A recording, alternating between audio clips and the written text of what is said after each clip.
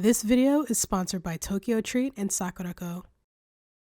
Hey, so I initially had an intro for this video, but I didn't like how I did it, so I'm just gonna do it again. So for those who are used to the types of videos that I do, this is gonna be a little bit different from what I usually do. I've drawn a couple of times on this channel and I'm not that proud of it, so I thought that I would do a little bit of a draw with me video because I think that would be fun. The video is pretty chatty throughout. I still hope you end up enjoying the video.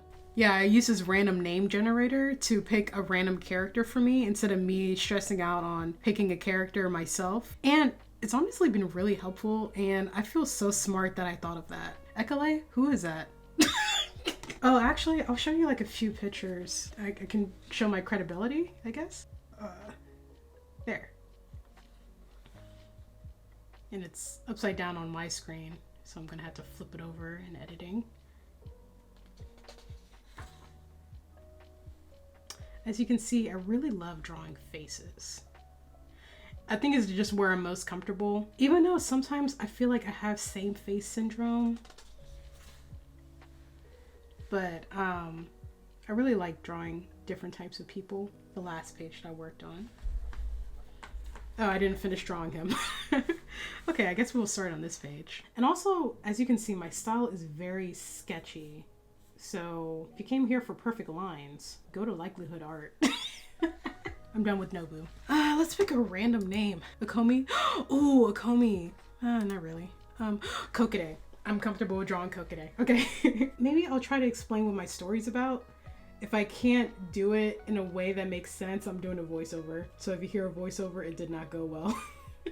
My story is basically about this girl named Makana. She lives with her mom in this sort of secret tribe. And when I say tribe, I kind of mean the modern equivalent would be gangs, but it's not supposed to be exactly like gangs because I'm not gang affiliated, okay? But this secret tribe, it's like a peaceful kind of tribe where they like keeping sacred secrets, stuff like that, you know, secret tribe stuff. Her mom ends up dying during this attack because the bigger tribes, which would be the Shado and the Soli, they don't like the secret tribe because the secret tribe wants peace and they want war. But it's a lot more complicated than that and a lot more serious than that, but I'm just kind of paraphrasing. And then the mom ends up dying, of course, because, you know, we gotta have dead parents if you're gonna be the main character, you know what I'm saying? Her mom dies when she's like a pretty young age. She's like 10 years old. It becomes a revenge story of her trying to figure out who exactly killed her mom because she was in hiding when all of this happened. And she has a lot of suspects. And the way that Makana is that she has kind of a photographic memory and she's very observant. So during that attack, she memorized all the details of what was happening. Like there's one character she saw their shoes. And so she memorized the shoes. And then there's one character she saw their face. And she's like, okay, I know that person was there. And she keeps all of these clues in this sketchbook of hers. She writes about the events of what happened and like what she felt, what she saw, and all those things. In this world, there are people that have these things called gifts or blessings, which is basically superpowers.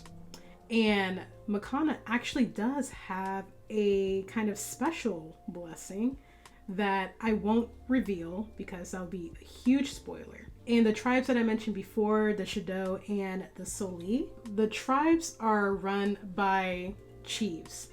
So there's one big chief over each tribe. So there's 2 chiefs total. Oh, I got an idea. Maybe I'll use the pen for once so you can actually see it. Yeah, so each tribe has a big chief, the head honcho, the leader of the gang. They're called tribes. I'm just saying a comparison, not a gang affiliated, all right? The way the tribes are, man, is that a spoiler if I say that? Let's just say they're very controlling. When Makana gets there, she got this problem with authority and all of that.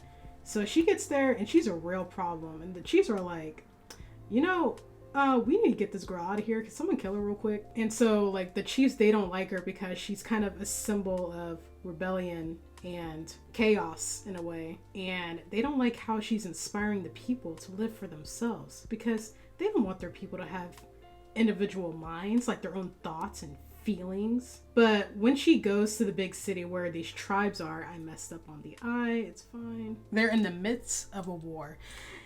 And Makana's like, you know, I understand that y'all got your problems, but I'm trying to figure out what happened to my mom. Despite the chiefs not really liking her, they see that she's very powerful. So they're like, how can we use this to our advantage? How do we get her to be on our side and convince her to fight alongside us? Because the Salit and the Shida, they're fighting each other.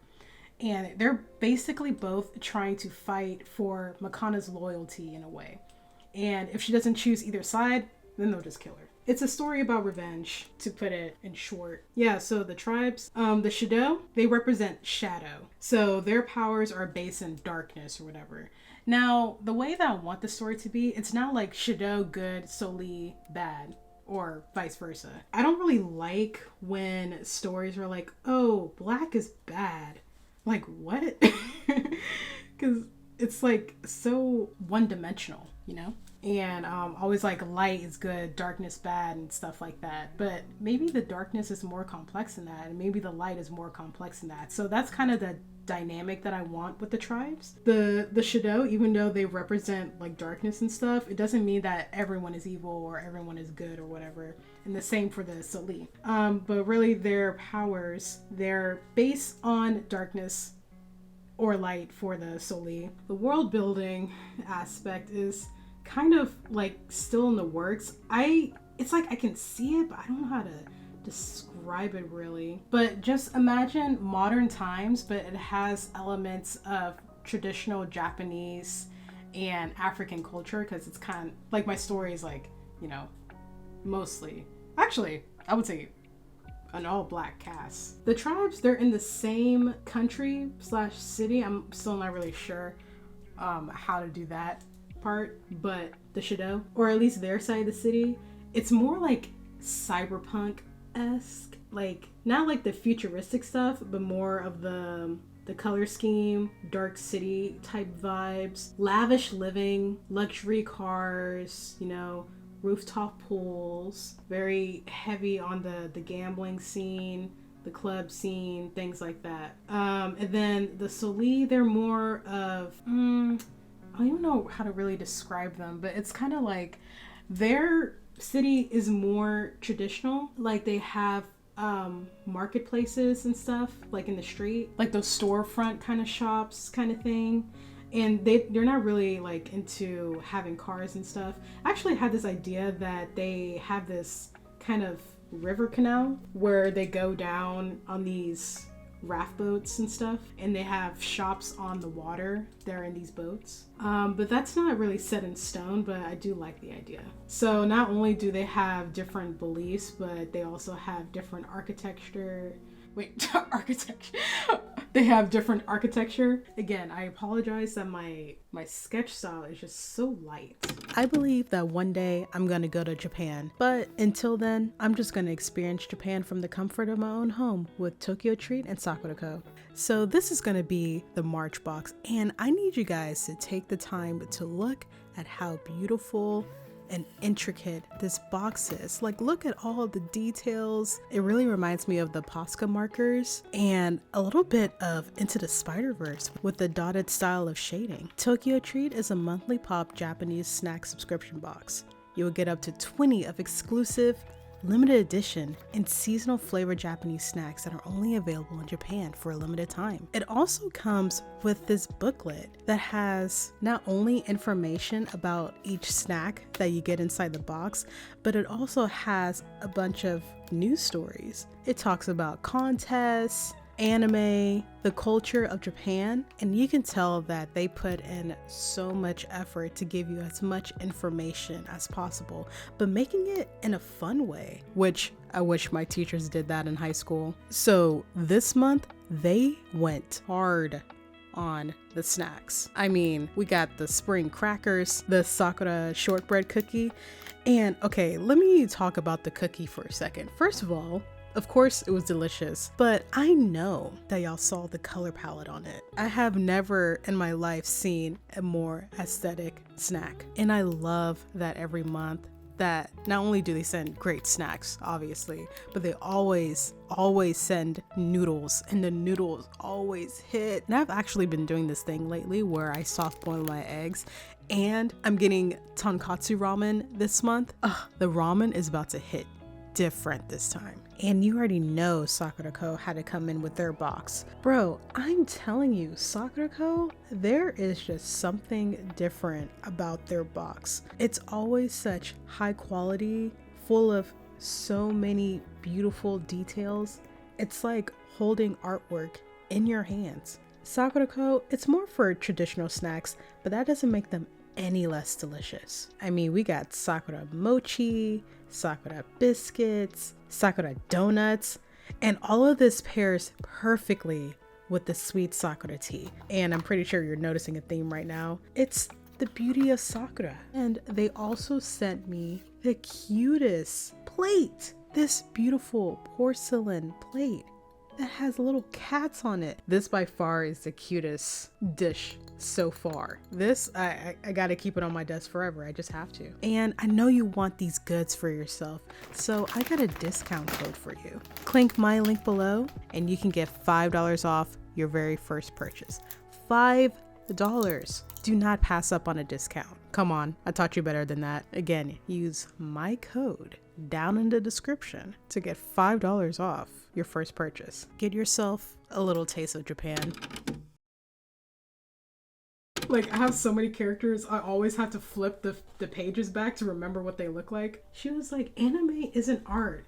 What? Get out of my face, actually. Did y'all have an art teacher like that? Because, oh gosh, she was annoying, bro. Like, she liked me, but she only liked me when I did it art her way, which is like, that's not what art is supposed to be. Why are you teaching this class if all art isn't art? But yeah, she hated me and my friend whenever we drew anime. Couldn't even like draw it in our normal sketchbooks. And then I remember I tried so hard to transfer to the other art teacher's class, but her classes were full because they had all transferred from my art class. I remember one year I was like, man, I knew I should have stayed taking piano instead of this dumb art class because I'm not learning anything. And then I'm sorry, I'm going on a rant, but it's just like I gotta get it out, bro. But like, she would say like, oh, that's not real art, but didn't know how to teach acrylic painting.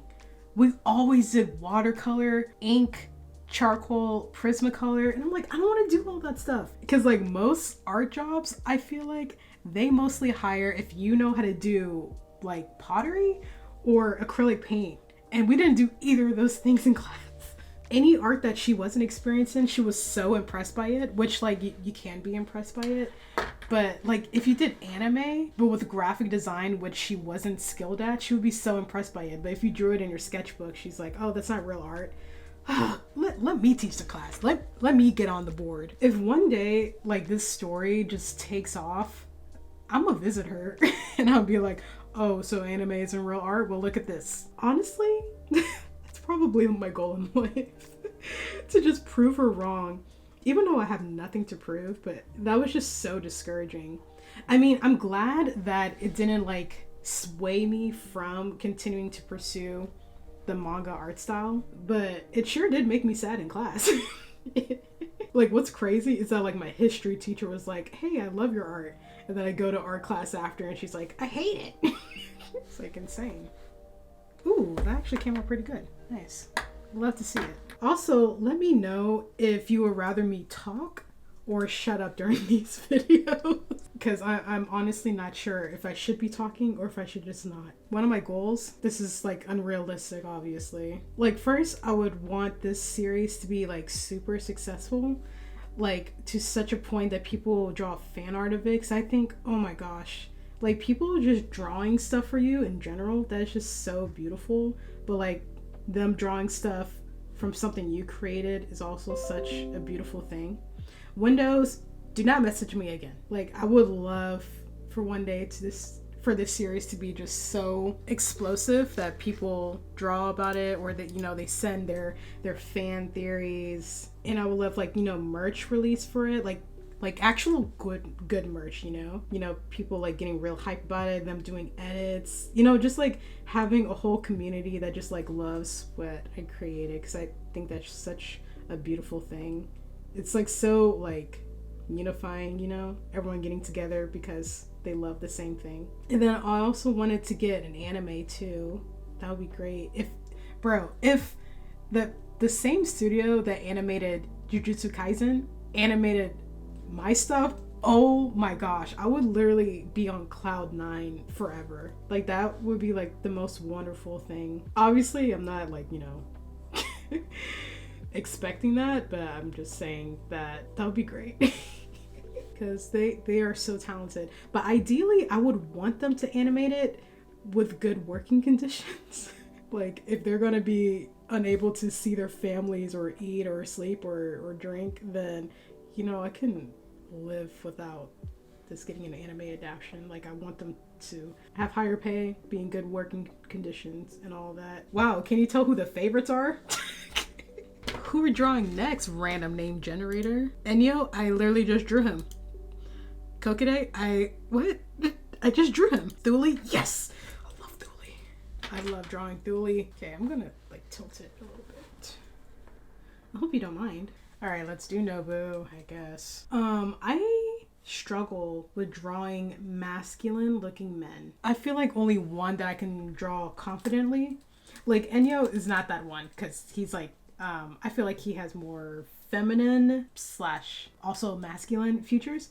But like Nobu, he's supposed to be like very masculine, and I'm like, he still looks a little girly. I tend to like need a reference to draw masculine guys, especially if they have lips. Because notice how I don't really give Kokide like full lips. Because like I want to draw expressive masculine looking men with lips. Because like just because you have lips doesn't mean that you like, and you're a man, doesn't mean like you don't smile. Oh, he looks pretty masculine. Wait, isn't that from My Hero Academia? Oh, please don't tell me that's the same thing. Oh, well, it is a restaurant. No, it's a character. Okay, well, that's fine. Oh, they're called Nomu. Okay, cool. Now, why do I draw their names as jelly beans? I don't know. It's just something I gotta do. All right, we're halfway there. Whoa, halfway there. Whoa, living on a prayer. I don't know what I'm doing with this shirt. All right, who we drawing next? Amika. Who's that? Bamni! Yes, Bamni! Bamni is actually a character who starts off dead in the story. Fun facts. It sounds like I'm saying Bambi, but it's Bamni. The second B is an N, as in naked. Like, doesn't she look like a character that would either die or be dead?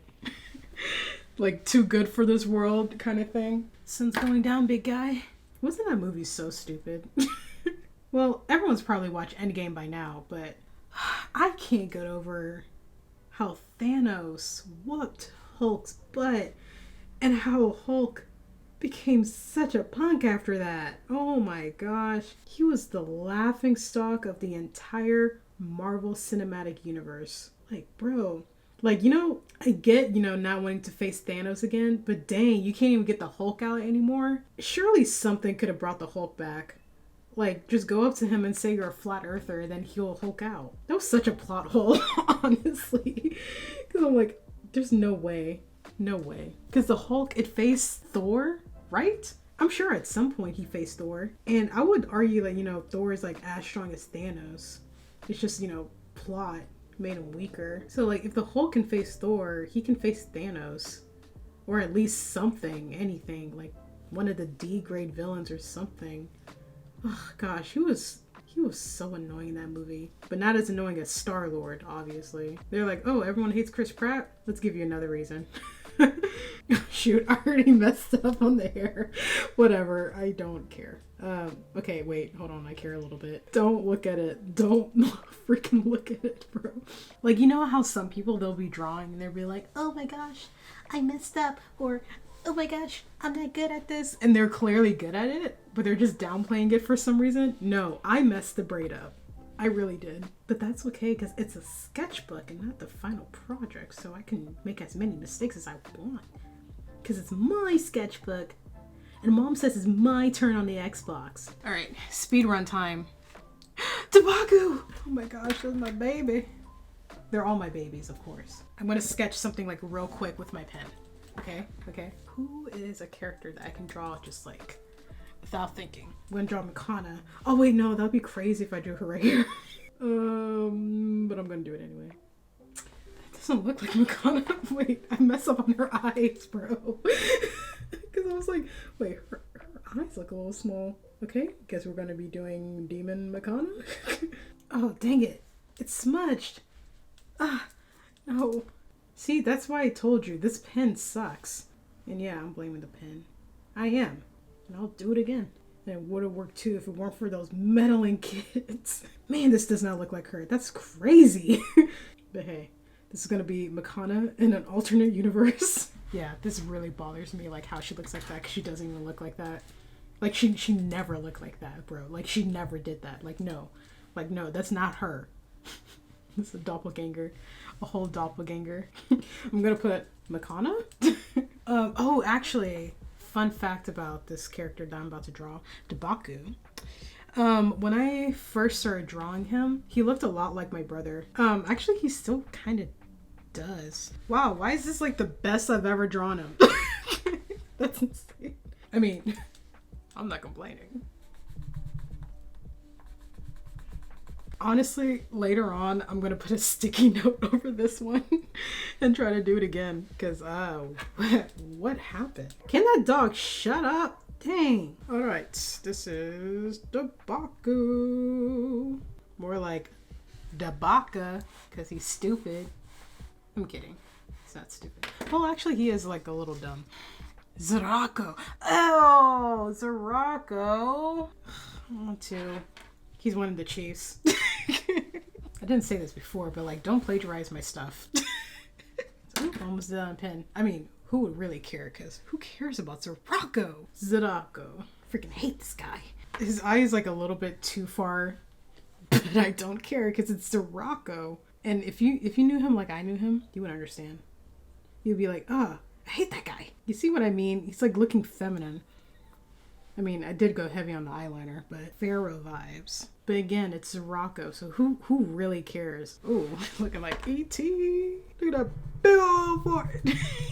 Dang, the head is kind of suffering right now. But also, who cares? Because it's Zerako. Dang, what's wrong with his head? Honestly, it's probably because he has such a big ego. That's why his head is so big. So like for this story, I would describe it like as a shonen type kind of story, but I want to change parts of it. Like, you know, like how typical shonen is. There's like some aspects to it that I want to change because I noticed, bro. Like when they like explain powers and stuff, I hate it when they do that. Because I'm like, bro, I'm not stupid. Like, don't explain every little thing to me. Like, that was something that I noticed in Jujutsu Kaisen. They'll be in the most intense fight and then they're just like, here's my technique and this is the weaknesses of my technique. And like, or like the narrator is like butting in, breaking the fourth wall, and it's like, oh, he does blood manipulation, and because the water is sprinkling, the blood is diluted, and like all this stuff. And I'm like, bro, I can figure that out for myself. Why are you explaining it to me? Because I think it like kind of takes the fun out of it by treating your audience like they're children. Your target audience aren't like 6-year-olds, so they aren't gonna be confused about blood diluting. That your audience are adults, so I'm sure they can come to that conclusion for themselves. So that's something that I want to avoid. Like, I don't want to explain stuff. You know what I mean? I just don't want to like explain stuff to them because it just seems like so overkill. Like, to a certain extent, like if there's like a cutscene and the character is just like, oh, this happened because this. That's one thing. But like a narrator coming in and being like, hey audience, I know you're a little lost, so I'm gonna guide you and tell you what's going on. I hate that. I hate that so much. And I also don't want to drag out fight scenes because it's a waste of time. And I think stuff like that probably has something to do with like, I guess, how fast they had to put out chapters or like how slow. I don't know. It might have something to do with publication issues or, you know, just trying to keep the audience hooked. And there's like some stuff in shonen that I want to keep, but I want to do something different with it. Like I do want to do like a tournament arc thing, which can be a hit or miss, not gonna lie. And I do want to do a beach episode, but I want to make it different. I know people hate beach episodes because it's just filler and it's like an excuse to, you know, sexualize women. The way that I want to do it is like I want the beach episode to be in the tournament arc part of the story, because I think that would be really interesting. Okay. Ooh, we're on the last one. Who's it gonna be? Mika? No, I want to draw like someone fun. Senna? Zuri? Who's Zuri? Zuri? Oh, that's literally the mom. Oh my God. Sami, yes, let's do Sami. Wait, I need a refresher. We did it. Wait. Okay. Yay. Now we're done. This is the finished product. Well, friends, I hope you enjoyed the video. I know it's a little bit different from what I usually do, but art is something that I'm really passionate about. As you can tell from my uploads about manga and anime. So I just wanted to do something a little bit different, show you one of my hobbies, one of my passions, my greatest love. So I hope you were able to enjoy it. If you want to see more videos like this, feel free to comment down below, like and share, subscribe, and also use my discount code to get $5 off your first order. Do not forget, do not pass this up. I hope you have a wonderful day. God bless. I wish you the best. Love, BRINN.